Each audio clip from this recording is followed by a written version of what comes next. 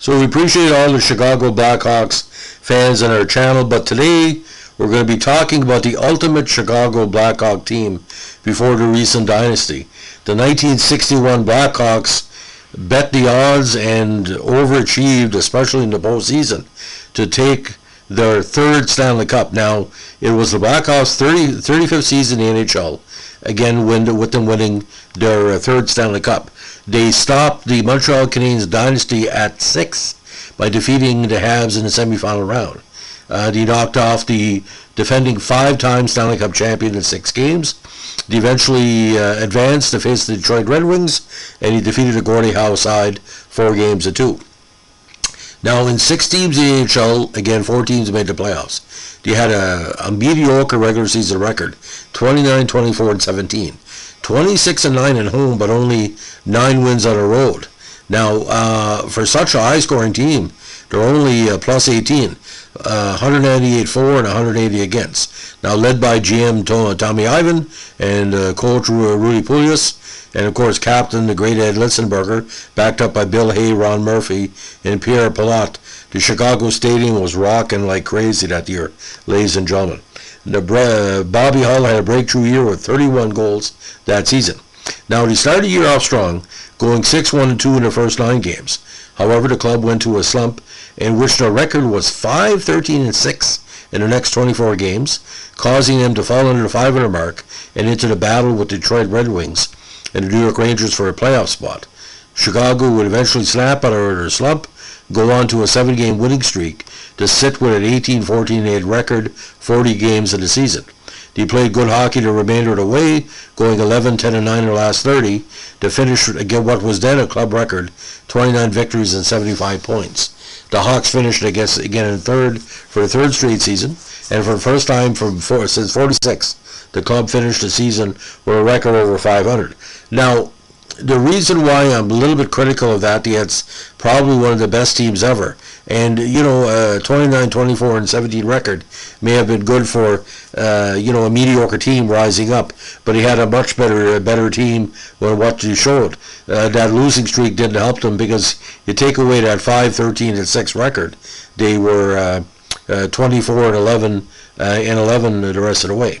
Now, offensively, Chicago was led by the great Bill Hay, who led the team with 48 assists and 59 points, while Bobby Hull had a season-high 31 goals. Now, Stan Mikita also had a breakout season with 19 goals and 53 points, as did the very underrated Murray Balfour, who had 21 goals and 48 points.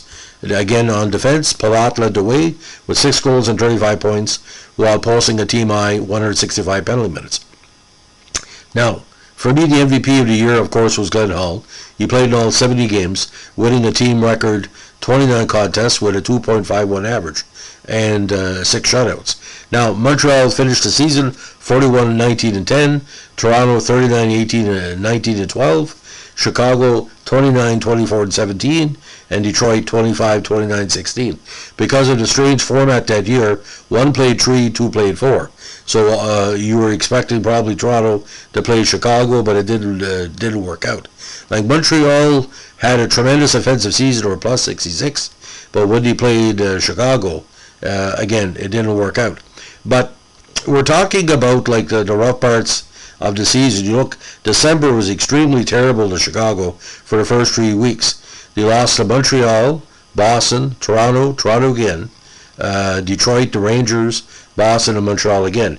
But they rebounded with that 7-game winning streak where they knocked off Detroit, Boston, Detroit again, Detroit a third time, Detroit a fourth time, Boston, and Toronto. And he wrapped up the season with a big 4-1 win over the Habs on March 18th. Now, Chicago faced the Habs in the best of 7 for the third consecutive season.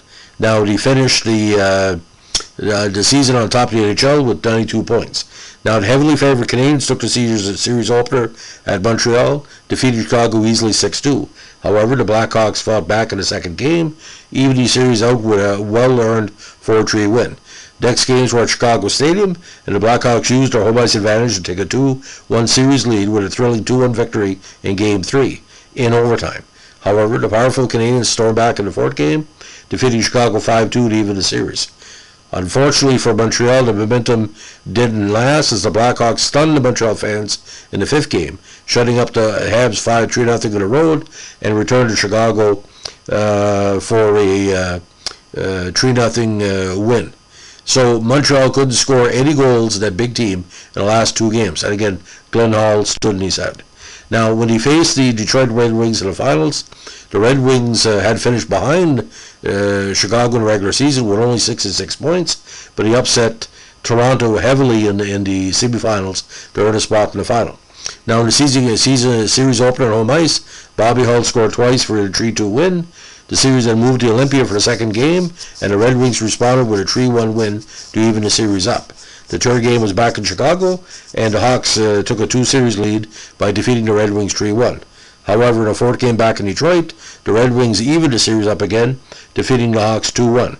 Chicago doubled Detroit easily 6-3 in Chicago to take a 3-2 series lead, and in the sixth game in Detroit, they handily defeated the Wings to win their third Stanley Cup, and their first since 1938. Pilote led all players in playoff scoring with 15 points, while Bobby Hull was just behind him with 14 points.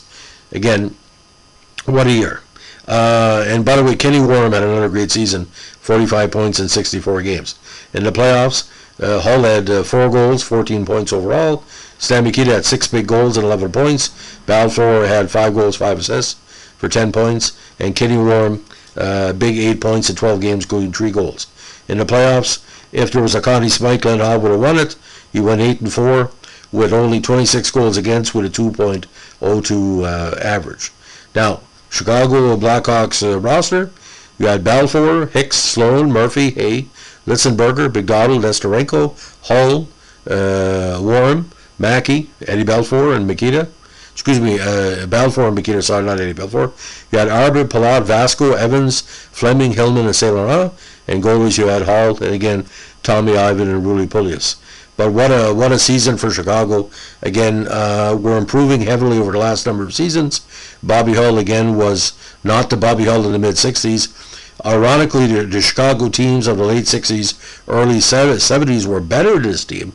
But the defensive strategies that we're using and a good mix of veterans and new players coming in. But my God, ladies and gentlemen, to see Montreal lose back-to-back shutouts in Game 5 and 6, half of Quebec was in tears and half the Quebec was yelling because the great Montreal Canadiens were stopped by a team. And the Chicago Blackhawks played Montreal better their own game. They could play fire wagon, they could play defense, and like I said, very, very, very underrated team. And but unfortunately, like I said, the Montreal Canadiens, Toronto dynasties that were just coming up stopped Chicago from winning. They should have won at least one more cup in the 1960s, but with expansion, the way the format was, you had to go through Montreal or Toronto or even Boston, and Chicago didn't have enough for those title runs. 71 and 73 especially could have easily been Chicago's cups, but you know, when you have 5 gunfighters, there 6 usually get blown away. And that's what happened. So, ladies and gentlemen, that's the latest in our Chicago Blackhawks Vintage NHL podcast. If you like what we're doing here, give us a like, comment, and subscribe. And as we say in Northern Brunswick, especially in the off-season, hey, man, keep your stick in the ice. Have a good day. Bye.